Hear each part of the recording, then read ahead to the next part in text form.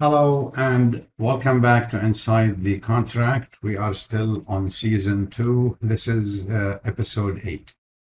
Today we unpack one of the most misunderstood distinctions in contract law, the boundary between force majeure and commercial risk, or as FIDIC 2017 terms it, exceptional events. This episode is especially relevant post-COVID and amid rising geopolitical and economic uncertainties. Okay, so let's unpack the details. In the FIDIC 2017 second editions, force majeure, which is the FIDIC 1999 Clause 19, is reframed as exceptional events under Clause 18. But the intent remains the same, which is to address rare, unforeseeable events beyond either party's control. In general, and referring to the list defined, listed, items under Clause 18, to qualify, an event must be beyond the affected party's control, not reasonably foreseeable at contract signing, not reasonably avoidable or overcome, not attributable to the other party. The event must also actually affect the performance to support entitlement. The clause lists examples like war, terrorism, riots or strikes, and natural catastrophes. This list is non-exhaustive, so events like pandemics may, and I only say here may, not will, qualify if the Clause 18.1 tests are satisfied. One of the most important shifts in FIDIC 2017 is how it reframes the discussion. The change from force majeure to exceptional events was not just linguistic. It was meant to neutralize the sometimes misunderstood and emotionally charged label force majeure. It also aligns the contract with a more globally neutral and enforceable concept that avoids the burden of proven force or majeure in jurisdictions that may interpret them rigidly. In civil law jurisdictions, courts traditionally rely on codified principles for force majeure, such as certain, familiar civil codes in this region, which automatically excuses non-performance. In common law jurisdictions, however, force majeure must be explicitly defined in the contract. If it is not, a contractor may be left relying on doctrines like frustration, which are far harder to argue and win. This contrast highlights why contract drafters must be precise and proactive when allocating risk. From a practical standpoint, contractors are advised not to simply copy-paste force majeure templates or boilerplate language. Every project has unique geopolitical and supply chain and climatic risks.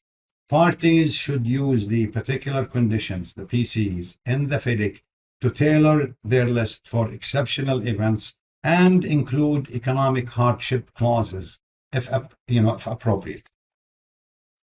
Under the standard FIDIC wording, an exceptional event may support time relief, while cost recovery is typically limited to specific categories of events set out in the contract.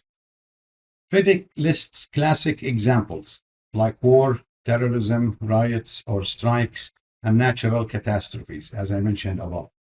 Public health events like COVID-19 may also qualify depending on the contract wording and facts. If a contractor invokes Clause 18 for something like inflation, delay in shipping, or currency devaluation, the claim will likely fail. Those fall under commercial risks. Not every hardship is cleanly force majeure or commercial risk, okay?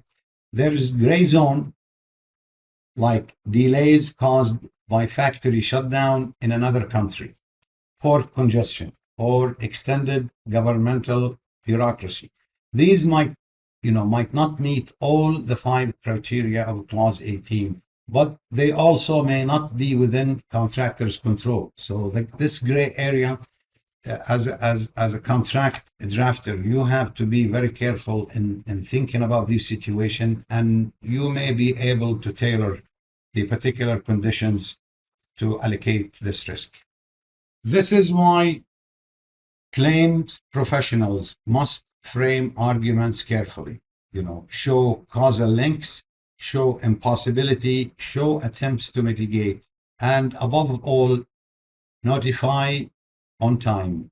Okay? So even if you have merits, if you missed the notification time window, your claim might be time barred, generally speaking. One powerful technique is using contemporaneous evidence, letters, logs, custom documentation, supplier communication. The arbitrators and the DAPs look for clear chronological stories supported by documentation. Mere assertions won't suffice, okay? Also remember, Clause 18 has its own notice requirement, which is typically 14 days. And Clause 20, then after that, governs the claim process and time bars. So be very careful. So what are the commercial risks? Commercial risks are typically ordinary market and performance risks that parties are expected to price, manage, and mitigate unless the contract reallocates them. These include labor shortages, cost escalation, subcontractor failures, regulatory changes to some extent, not always. Unless the contract explicitly transfers these risks, they stay with the party who assumed them. Okay? So when you draft the contract, you have to think about these situations. Early in 2020, COVID-19 and related government restrictions were frequently treated as unforeseen events in many contracts. As the pandemic continued, parties signing later contracts often faced increased scrutiny on foreseeability, causation, and whether the impacts could reasonably be mitigated. So the COVID-19 is a good example of why labels don't decide claims, facts do. Early in 2020, the pandemic and government restrictions were treated, as I said, as unforeseen. But as time passed, foreseeability and mitigation became much harder to argue, especially for contracts signed later. Under standard FIDIC wording, time relief may be available if the delay is caused by the event, while cost recovery is typically limited to specific categories stated in the contract. So the real battleground is notice, causation, mitigation, and the exact contract wording, not the headline, like, in case of COVID, okay? So there is an illustrative scenario. It's like a case study, the Ukraine conflict. The Russia-Ukraine war has led to supply chain disruptions and price hikes.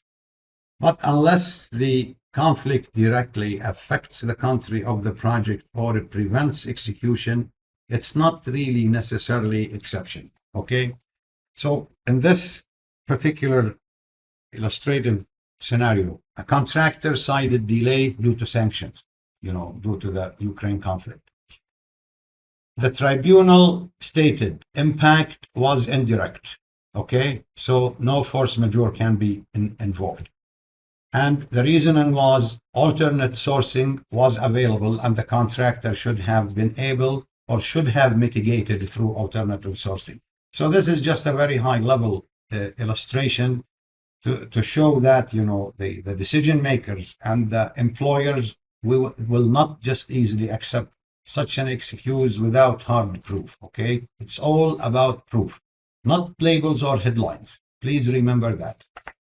So again, as we talked, it seems like, the wording of your contract has a lot to do with how the risk will be allocated, which is, of course, it's a known fact. So here are some drafting tips to avoid disputes, especially when it comes to these risks like exceptional events or commercial risks. First, clearly define force majeure events in the particular conditions. Distinguish price risk and event risk. Use risk allocation matrices in contracts.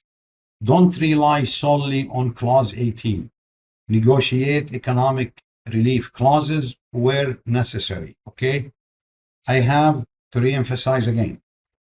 This is general information, not legal advice. Always check your contracts, particular conditions, and the governing law. Okay?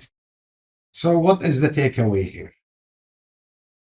Not every disruption is force majeure. If it is foreseeable, manageable, or priced into your bid, it is likely a commercial risk. The burden of proof lies with the claimant party, and the courts are becoming really stricter, especially after, post-COVID. Understand the contract, understand the risk, and don't confuse the storm with the weather. Okay? I hope the analogy is clear. So by this, I conclude episode number 8. Again, and as usual, thank you for watching. In the next episode, episode 9, we will take on one of the most feared clauses in contracts. Termination. When is it a right and when is it a trap? Okay? Thank you. See you next time.